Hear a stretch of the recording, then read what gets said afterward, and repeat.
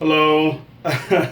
Today we're going to be talking about hoodoo, and the reason why I want to focus on hoodoo today is because there's a lot of information out there coming from a lot of different sources about what hoodoo is and what it isn't.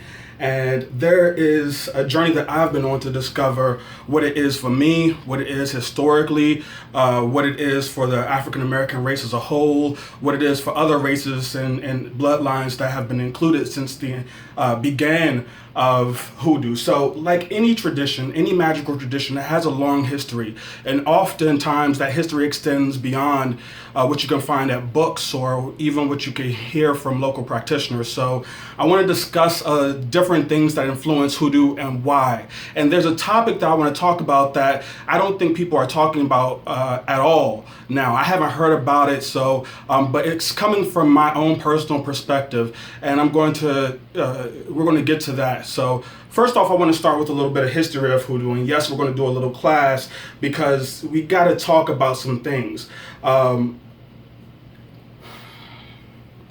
Today, we have a lot of people who are presenting hoodoo in a certain light. They're saying this is what it is, and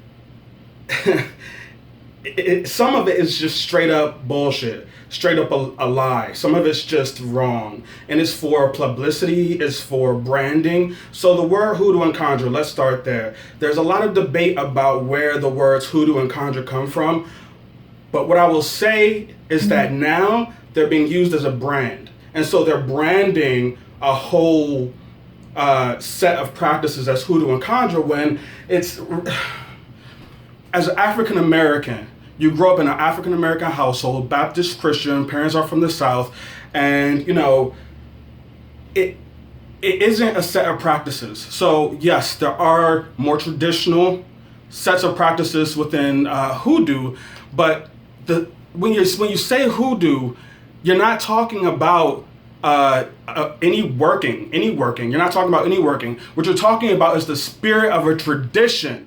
That spirit of a tradition comes from the transatlantic slave trade, which has directly affected African Americans, and it gives us a certain authority about our own magic. And so what I want to instill in everyone is, especially any people who happen to be of African American, who are African American, to take your magic back.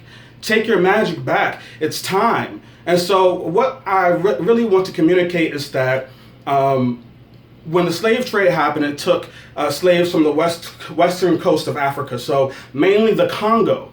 The Congo have a warrior spirit about them. You can find them reflected in voodoo. You can find them reflected in palo. You can also find them reflected in conjure. So it comes from conjure. It comes from Congo mainly. Of course, there were slaves taken from other parts of Africa, but it comes from Congo mainly. And when they came over to America, of course, they still had their spirituality with them, but their lineage wasn't of slaves, it was of kings and queens. And so we had a whole culture, a whole civilization, and that was stolen due to the transatlantic slave trade. So now our history only goes back as far as slavery. As people will talk about conjuring, and they're like, the slaves this, the slaves that. Yeah, it's true. Yeah, it was a part of slave culture, and it was a part of a portion of it, the survival aspect of conjure. When that survival, that need to continue living and to continue procreating and to continue taking care of your family, that's just survival, and that came from slavery, yes. But the warrior spirit and the magic that runs through hoodoo is of kings and queens. And the lesson is saying that you, African American female or male, you need to look into your own blood and claim your royalty. You need to stand up and do the work that you need to do. You need to overcome all these things that they do for us to stay down with your magic. Now I'm a witch as well. And what does that mean? That means I took on initiation into Alexandrian witchcraft. Why did I do that? Because I need the discipline and I need the regiment That's something that's missing in hoodoo for me. And so for me, the Alexandrian practice kind of gives me structure, and the hoodoo allows me to speak to my ancestors and to worship to speak to my ancestors mainly because they are the ones that give me the workings. My ancestors tell me what I need to be doing in order to see my work manifest. And so now what I'm telling you is this, that there are a lot of people out there talking about a lot of different things. And you really have to ask yourself, where did they get their information? And the truth is, there isn't a whole lot of information other than that which is found in the blood. It's an ancestral veneration practice. It's folk magic. It comes from the folk. Like, I don't know how many times I gotta say this. Folk magic is hoodoo is folk magic. Folk magic is what lies in your blood, in your lineage, with your ancestors, those who came before you, those who were the trailblazers for you. And when I do my work, I talk to the conjurmen and the root workers in my bloodline, those people who have been doing this work, and rely on me to continue doing it.